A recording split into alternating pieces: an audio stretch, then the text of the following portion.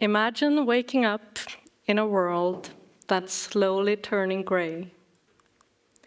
The buildings, the streets, our cars, your office, your classroom, even your own home, and maybe yourself too. Everything feels muted, dull, and lifeless. Now ask yourself, how would you or do you feel? Tired, depressed, uninspired? I'm here today because that's the reality for so many of us across the globe. Our surroundings have steadily lost their colors, and many live in an almost full-on grayscale world. As our world becomes more advanced, our surroundings seem to have become less thoughtful and less human. In the rush toward progress, we've lost touch with nature and forgotten just how essential it is to our well-being. I say it's time that we break free from the grayscale. But what exactly is the grayscale, and why does it matter? Simply put, it's the absence of color. From white to gray to black, 3 non-colors that have somehow become the default answer to every single design challenge. But here's the problem. These aren't solutions. In fact, they may be one of the greatest obstacles to creating environments where we as humans truly thrive. What does research tell us about how we actually feel in environments deprived of color? White, while often symbolizing purity, can overstimulate our senses in large amounts, causing discomfort, problems with focus and concentration, and even headaches for some. So why is this the color that we still use in hospitals, psychiatric institutions, and schools? Gray, associated with neutrality, can lead to emotional flatness or even depression over time, as our perception of color becomes muted. It's also a favorite in public spaces. And black, though seen as elegant or powerful, can evoke feelings of heaviness, isolation, or anxiety when overused, as it often triggers emotional responses tied to danger and the unknown. This, to me, looks like the headquarters of Darth Vader or the villain of any movie you can think of. This is where they would want to be. In a nutshell, environments dominated by white, gray, and black can create stress, hinder focus, dampen our mood, and increase feelings of isolation. Understanding these psychological effects is crucial for designing spaces that promote well-being and enhance our overall quality of life. So what exactly do we need? This is the most important question. And to answer that, let's go back to the beginning. We humans are mammals, and we originate from nature. There's a term for our innate connection to the natural world: biophilia. It's the belief, and it's backed by research, that humans thrive in environments that reflect or connect us back to nature. This is where color becomes essential. In nature, color is all around us. It's in the greens of forests, the blues of sky and water, the vibrant reds, oranges, and yellows of sunsets, flowers, and autumn leaves. These are colors that instinctively calm us, energize us, or help us feel more connected to our surroundings. So what do we do when we recognize that our environments are literally draining our energy, causing stress, or even contributing to feelings of depression? It's quite easy to see, right? My team and I at Koi Color and Design Studio are dedicated to reintroducing thoughtful, intentional color into our built environments, transforming how spaces are experienced and felt. We transform buildings, streets, offices, schools, and classrooms, and homes. Let's look at 3 projects where we used color to transform both the appearance and atmosphere of these pretty ordinary buildings.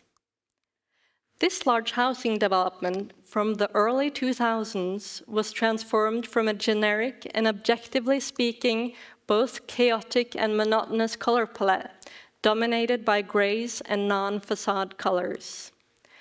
We didn't just replace the non-colors with actual colors. We introduced a carefully chosen palette that draws from Oslo's cultural and historical colors and complements the varied and challenging lighting conditions in the Nordics throughout the year.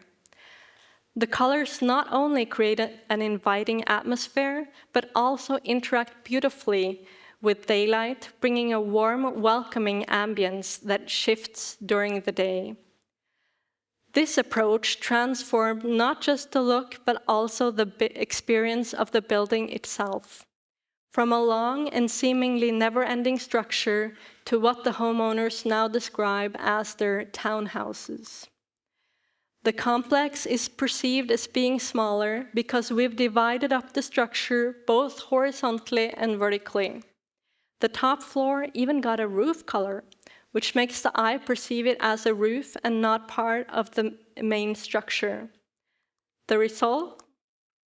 A higher level of satisfaction from the homeowners, increased sales prices, and digital thank you notes sent from both the homeowners and their neighbors. Where do I live? Large building complexes like these have popped up across the world, and what we know is that they look huge, and disorientation is a common problem. Here, we see the grayscale dominating the body of the building with a strange vertical split on an already slim structure, making it appear even taller than it actually is. Pops of orange feel like a sickness, some kind of parasite on the building. This is what happens when you know nothing about color and try to do something funny. A key goal for this project was to split the structures horizontally instead of vertically, giving the building a feeling of being shorter and smaller. We also used warm natural colors on the facade to create a warmer and friendlier atmosphere, abandoning the sterile look of the grayscale palette, but also making the orange squares seem more related to the rest of the building. Now they feel more at home. Can a home look like an institution? I say yes. These terraced houses were only 4 years old when the homeowners contacted us in dire need of a makeover of the facade. These homes were marketed as exclusive terraced houses, but the locals were unimpressed with the newcomer, expressing their views with weekly graffiti and tagging on the facade. This made the grayish diarrhea-colored building look even worse, like something unwanted and unneeded. I was incredibly excited when we received the inquiry. This was the perfect project to show just how important colors are for how we experience the structure. The problem wasn't really the architecture. It was the lack of colors, the monotonous palette, and the unfriendly tones that made this new building feel disconnected from the vibrant character of the street. The building did not just lack color, it lacked belonging. It was disconnected from the rest of the area, Grünerløkka, a colorful and vital part of Oslo. We decided to break up the volume. This was 5 home sections, not one institution. We wanted people to recognize their home, and we also wanted people walking by realizing that these are people's homes, homes that they care about. We crafted a color palette inspired by the immediate surroundings, blending historical references with hues that feel warm and inviting in any weather. Soft greens, pale blue, a sophisticated pink, and a rich, deep orange, all drawn from the ultimate inspiration, nature. Each home has a unique and intricate color palette, consisting of 5 different colors and nuances, with entryways that reveal their character as you walk by. This sparks curiosity among passers-by, giving the complex a warm and welcoming feel. The transformation went beyond aesthetics. It had a profound impact on the community. We observed improvements in people's mood, an uplifted sense of well-being, and a renewed pride among both homeowners and locals. And the graffiti stopped. This is 4 years ago, and there hasn't been a tag since. People even adjusted their daily routines to work, just to pass by and enjoy the transformation. Once again, heartfelt digital thank yous flowed in from residents and neighbors alike. Looking at these transformations, it's clear that color is far more than just an aesthetic choice. It's essential to our well-being.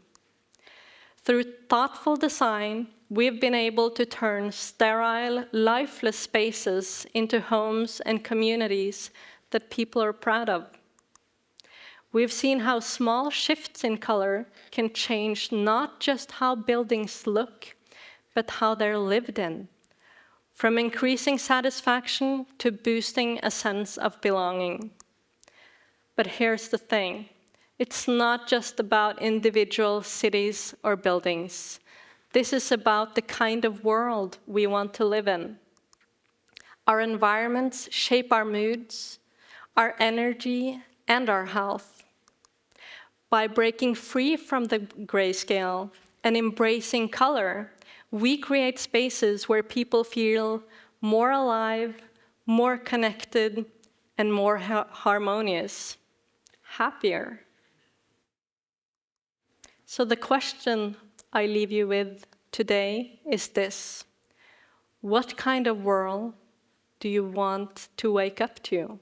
One drained of life and energy, or one that reflects the richness of nature, the very colors that make us feel at home in the world? The choice is ours. Let's make it a colorful and human-friendly one. Thank you.